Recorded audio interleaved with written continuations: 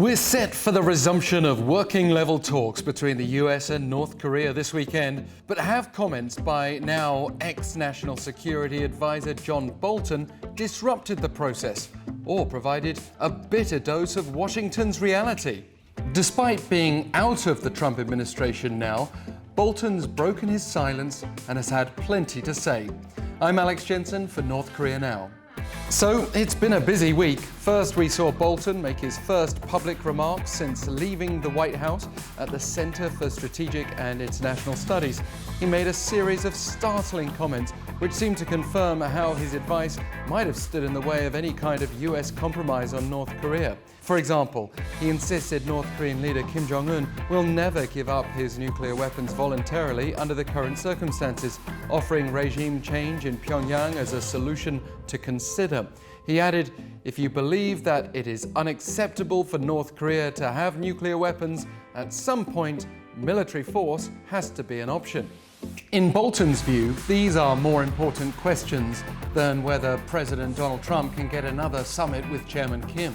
Aside from the fact that North Korea might wonder why an ousted official has such a public platform still, especially given its own tough stance on ex-officials, Bolton's remarks appear to undercut the Trump administration, just ahead of North Korea's announcement that working-level dialogue would resume this weekend, the first denuclearization negotiations since the breakdown of the Hanoi summit in February, and long overdue.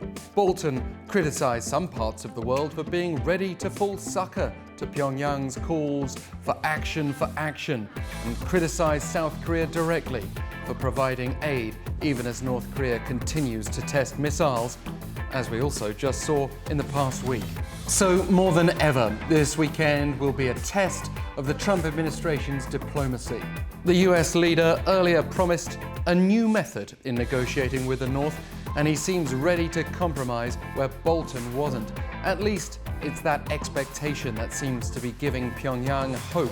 First Vice Foreign Minister Son-hui said that this week she expects working-level negotiations to accelerate the positive development of the North Korea-US relationship. Pyongyang's ambassador to the United Nations, Kim Jong-un, also urged the US earlier this week to come to denuclearization negotiations with a new proposal acceptable to Pyongyang, and to either open a window of opportunity or an occasion that will hasten the crisis.